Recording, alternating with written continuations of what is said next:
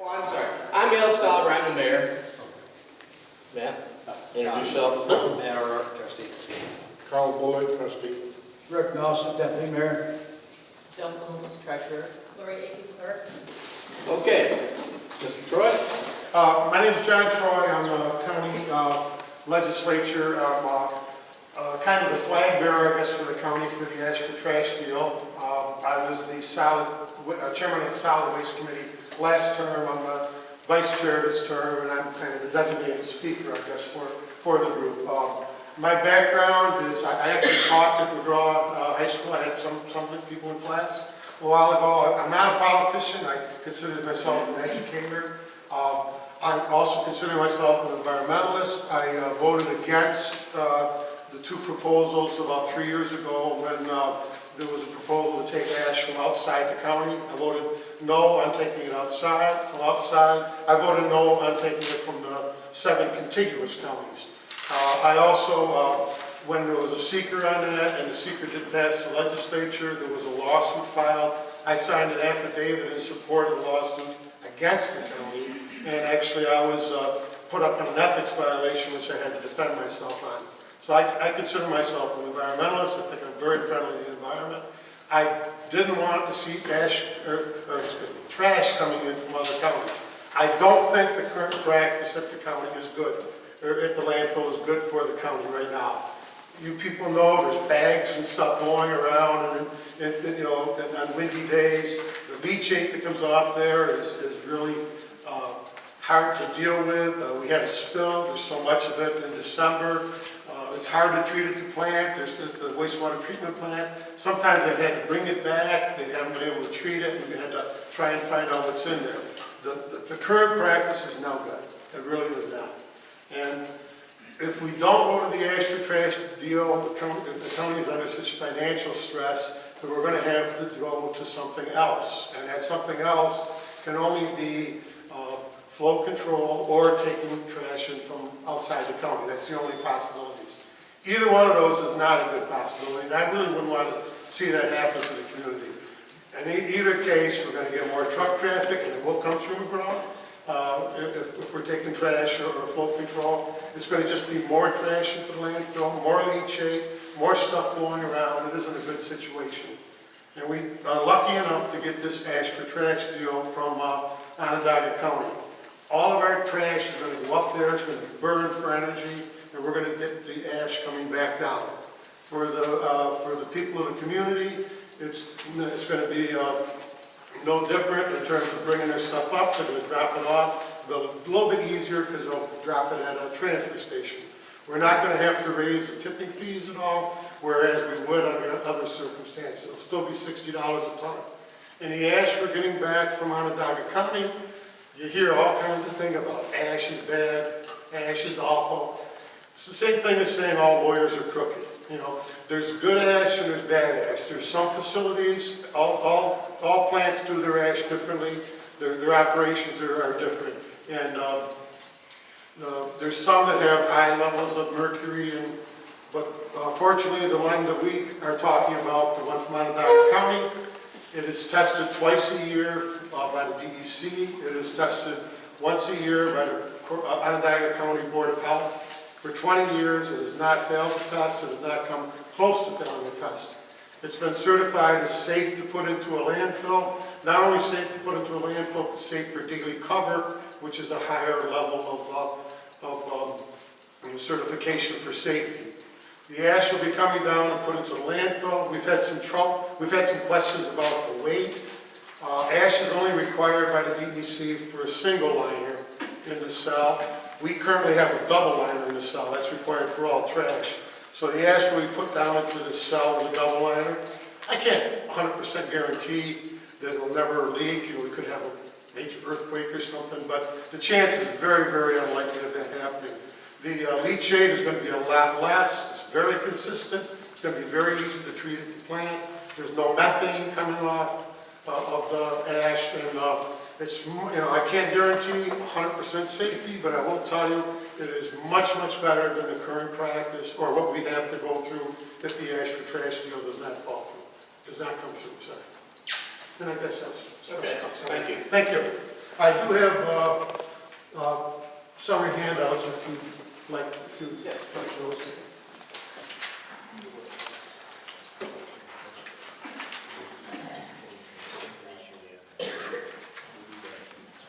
Pam Jenkins?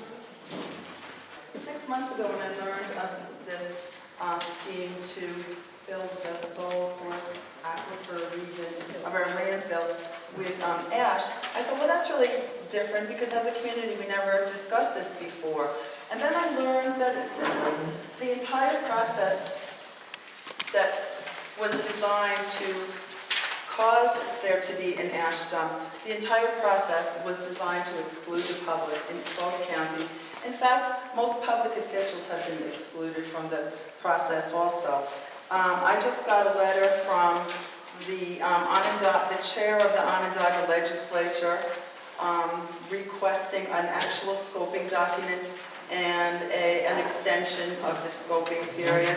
I also got a letter from the town of DeWitt supervisor requesting an actual scoping document and an extension of the scoping period. This is just proof that officials in Onondaga County were left out, as many in our county were too. So onward. I went to the DEC. I found out, first of all, that we have a Superfund site at the landfill, which is continuing to contaminate soil and groundwater. Then let's see, I got the Barton and LaJudas through a FOIL, the Barton and LaJudas proposal, whereby they're being paid $250,900 to make this ash landfill happen. I have copies of this for anyone who's interested, because it is really interesting. It even says that there's no public scoping going to take place. That's the original plan. That changed. Okay, I'm jumping around a little, sorry. About the ash being a higher level, that's a statement that could not possibly be verified by anyone, because the ash, actually, there's no such thing as a higher level of ash.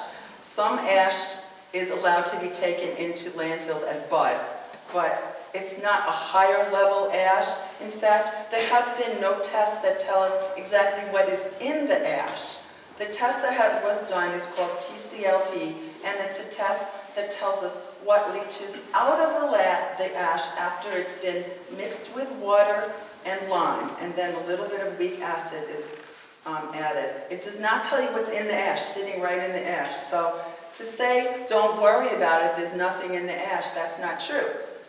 We just know that under those laboratory conditions, only a certain amount of things leach out. Okay, now, in October of 2013, I requested that Cortland and the DEC post online all the relevant documents. They have not been to date. In fact, Cortland has failed to fill out Part 2 of the environmental assessment form. It's required by seeker, and they skipped that process, skipped filling out that form. They also failed to issue an actual scoping document. They gave us this little draft table of contents, a list of topics. There's no discussion of any type under any of these things. If you get a scoping document, it's supposed to contain, each of the items is supposed to contain these things. A full discussion about, well, at least a brief discussion about each of the things that are listed. We did not get that. We have not gotten a scoping document yet, although the time to comment on the scoping document is over. It ended on Friday. And that's what Onondaga and DeWitt are requesting an extension for. They're making the point that we still haven't gotten a scoping document. Okay. So Cortland needs a better solution. Yes, I agree, Mr. Troy. We need a much better solution. Onondaga County has a landfill that could be turned into an ash landfill within 18 months. In fact, it's in Van Buren. They pay $100,000 a year to the town of Van Buren for a landfill that has never opened. It's permitted and designed. It has never opened. They do not want to keep the ash that their incinerator generates. Why would Cortland want that ash? Come on, 95,000 tons of ash in the sole source aquifer region where our landfill is, we're in the recharge zone of the sole source aquifer, excuse me. And then think of this, 42 inches a year of acid precipitation coming down on that ash. What happens to it? Oh, let's see. First the lime leaches out, and then the contaminants leach out. Where do they go? I don't know, into the little, that unnamed creek that drains the landfill, or does it go into the leachate that goes to our solid waste management, our wastewater treatment plant, and then it goes into the Tioga River and into the Chesapeake Bay. Is that what we really want to do? So, let's see what else I can tell you. Well, this entire process was designed in scandalous violation of open government requirements. And we don't know what the next steps are, if it will be Article 78, if it'll be Susan Briggs decides that the entire process needs to be scrapped. I need to sit down. Okay. Okay, Thank thank you. you. All right, Alison Kink. Hi, I'm Alison Kink. I live in the town of Solon. The first thing I want to talk about is the scoping process. Since I didn't understand it, I asked two of our legislators and one of our county officials if they could explain the scoping process, and they deferred to an attorney and weren't able to do that. And I would just ask that our elected officials become familiar with the laws that they need to implement, because it's optional to scope, to do scoping, but if we do scoping under the State Environmental Quality Review or SECR, it says exactly what you have to do. Its primary goals are to focus the environmental impact statement, that next stage, on potentially significant adverse impacts, and it says if scoping is conducted, it must contain the items identified in this particular paragraph. That includes a brief description. So an outline doesn't have a brief description. Now you can find other things on the county website that might have that brief description, but when I was looking and trying to figure out, is this ash coming in and it's going to be used as cover? Is it going to be used as fill? Is it what they call a monofill ash website, where that's the only thing we're taking, and then what happens to what's coming from the waste treatment plant? There's some basics that should be in the brief description that just weren't there. Even when you look at testing, when an incinerator burns, there's fly ash, which comes out the top, and there's bottom ash. Are we getting these mixed together? Because the fly ash is a lot more toxic. And what are the proportions? That hasn't been defined. So some of the basics need to be better defined, and I did submit formal comments requesting these. I think one of the biggest misses in the documents that are available now as part of scoping is a section where the agency should have been identifying what work needed to be done to scope this out. And I think there are a few things in particular. We already heard about how the ash is tested, and we've been hearing that it's safer than current. However, if you're going to compare two things, you need to know what's the testing that's being done. That information needs to be disclosed for our current landfill. We did hear that there is a leachate test where ash is mixed and then it leaches out over a period of hours. But we've been through the winter here where we get very cold, extreme cold weather, freezing, and then it's 55, and then it's pouring rain. And so when even though this may start out as hard, if you have freezing and thawing, you have expansion, and you may have cracks, and then you have rain coming in, and then it's freezing again. So we really need data. We need research on either other existing ash landfills and what's happened there over a period of time, or some other research that will tell us not just what happens over a few hours under controlled conditions, which are less acid than our acid rain, in particular lead, which we're hearing it's passing all the lead standard tests, but lead leaches out at a lower pH than the pH at which this test is conducted. So there are a number of concerns about whether the testing has been adequate. In particular, over 18 years, the landfill, ownerr, was only testing twice a year, and they were only testing cadmium and lead. And that was the minimum that was required. But that doesn't give us a lot of assurance that over 18 years things haven't changed. The waste going into the landfill might have changed significantly, and we certainly have some weather patterns that are different from those lab test conditions. So that's a key area, is getting data so we really kind of evaluate safety. Another key area is that we keep hearing that the landfill's losing money. But if you actually look at the budget, we need to look at what are these long-term bonds. Some of that is debt carried from the recycling center. When that was built, there were grants received, insurance monies received. So this kind of information for making budget decisions about the future of this capital investment and how long it's going to last, we need to really make all the information transparent. And I think it's important that folks like you and the rest of us get informed. Now, my comments are publicly available. I'm speaking as a private individual, but if we, kind of close out my personal comments, I just want to announce that at the end of this month, I think it's going to be the last Wednesday, but we're still trying to confirm one speaker. The League of Women Voters of Cortland County is going to sponsor an educational forum on the landfill. And it's not on the ash for trash proposal. The aim of this forum is to cover what's the history of the landfill, what's the financial history as well, what's the hydrogeology of the landfill, so that as we evaluate what's the best direction to take this, we get a solid factual footing for that, and we'll be announcing that as soon as I can get all the speakers confirmed, and I hope people will attend with their questions. Okay, thank you. Clinton Street? Is that me? You can't read mine? You can't read Oh, mine? Lee Miller, okay. I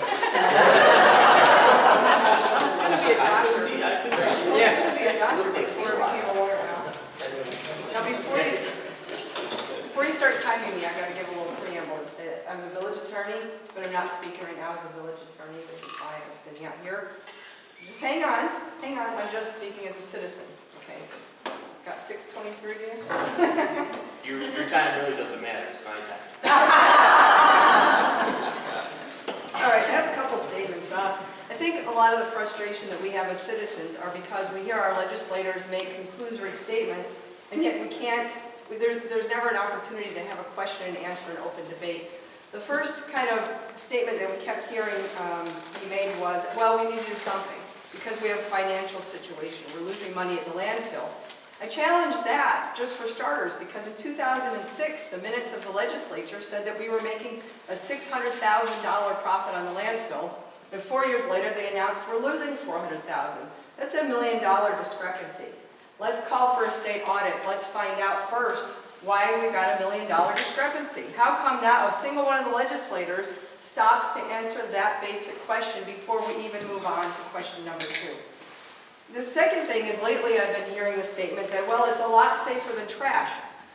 I don't even have a figure on how much more trash that landfill could take, but I think if it's open for another 10 years, it's roughly another 240,000 tons. But ash doesn't equal trash. They're not equivalent in terms of volume. They're not equivalent in terms of the concentration of toxins that are in them.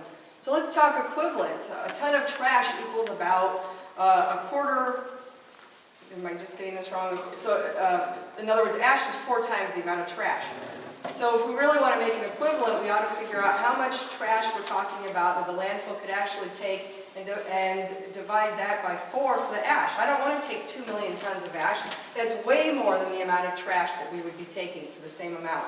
Even if you get the ash and the trash down to an equivalent volume, they're not equivalent at all. For one thing, ash leaches into soil much faster than trash. The trash may take 100 years to break down, and God forbid if it ever started to leak out, it would still be at least, the only thing you can say for it is, sort of a slow penetration of the soil. Ash leaches into the soil very rapidly. That's why Indian people used to burn the forests in the fall. Everyone knows that the nutrients and the things from the ash, including the heavy metals, will go into the soil much more rapidly. We also know it's a windy site. That's why it was selected for a wind farm area. So we're going to have an ash monofill on the top of one of the windiest spots in Cortland County. Brilliant plan. One of the most amazing things that I have seen so far in this discussion is Dr. Connett's slides of how the ash, which is supposed to be kind of caked down with a cement-like topping, is actually billowing all about and escapes the landfill area. And so, of course, now you're going to be looking at lawsuits from adjacent properties where the ash is penetrating. The tests aren't accurate. We touched upon this. I'd love to talk more about this if we had more than 5 minutes, but it's very important because taking ash and leaching some chemicals out of it isn't the same as saying what's actually in the ash. And I think that we need to do an actual chemical analysis of what's in the ash itself.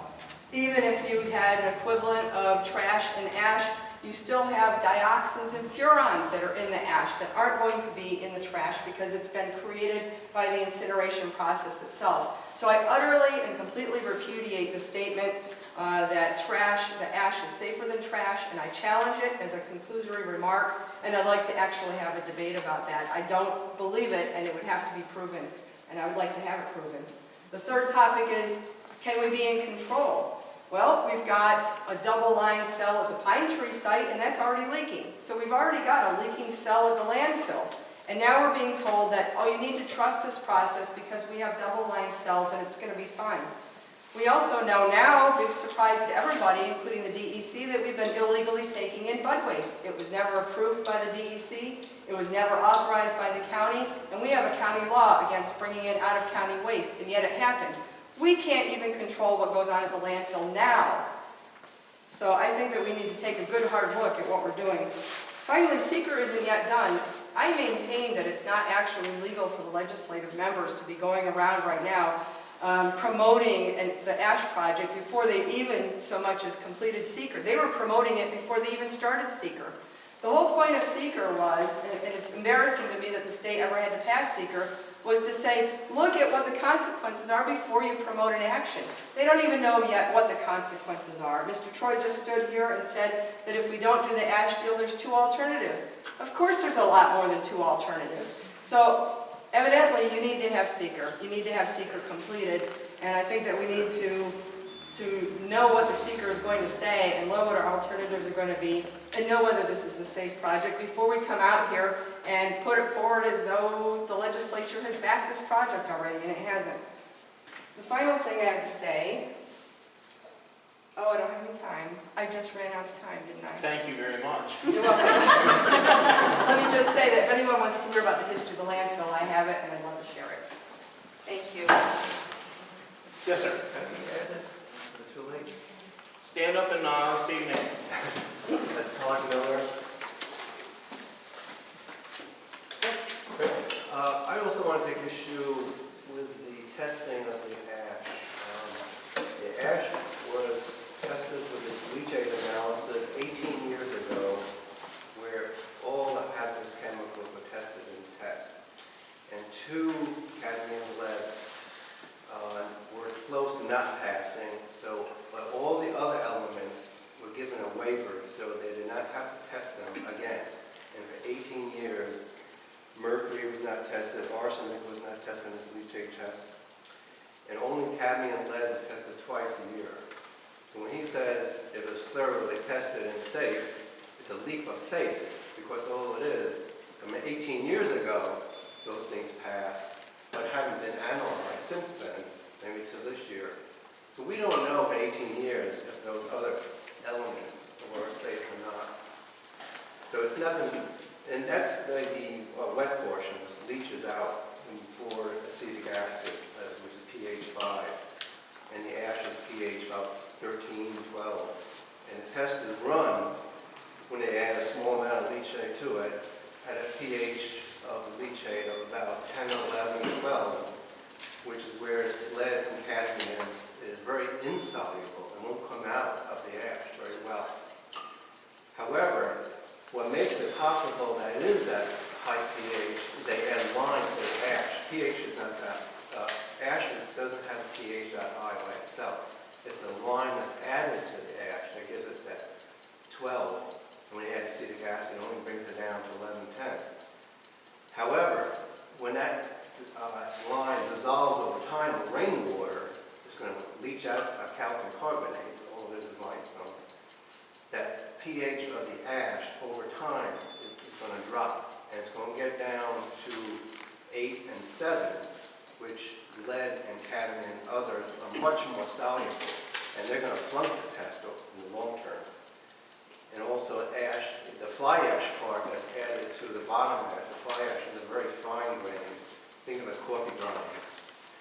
And when you percolate water through fine grains, you get a more potent, strong coffee. And the same is going to happen over time when the lime is dissolved in the ash. Rainwater is going to precipitate through the fine particles and dissolve out. Dry ash itself contains a lot of elements that are toxic in high concentrations. That's not tested, the dry part. What's tested is for passing in toxicity is the leachate, the wet part.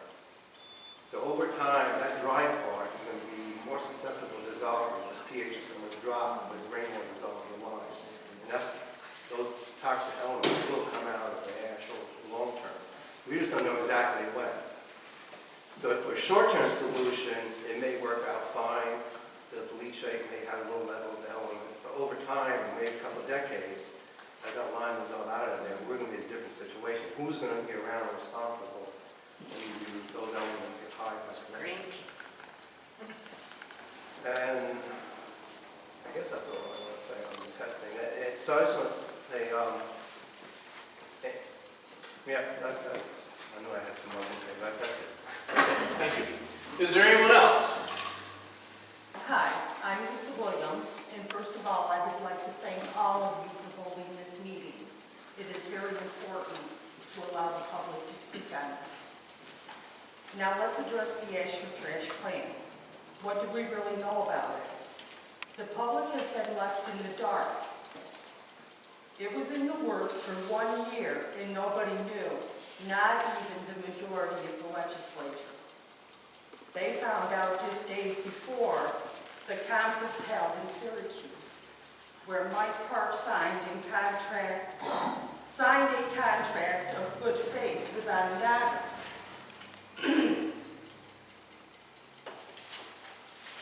And this was before the people of Cortland County even had a chance to react. What was the big secret? If this plan is so great, why would they keep this from us? There is no sure financial gain from this.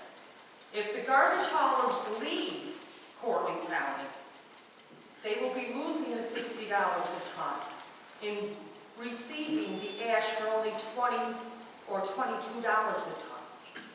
That's a big loss.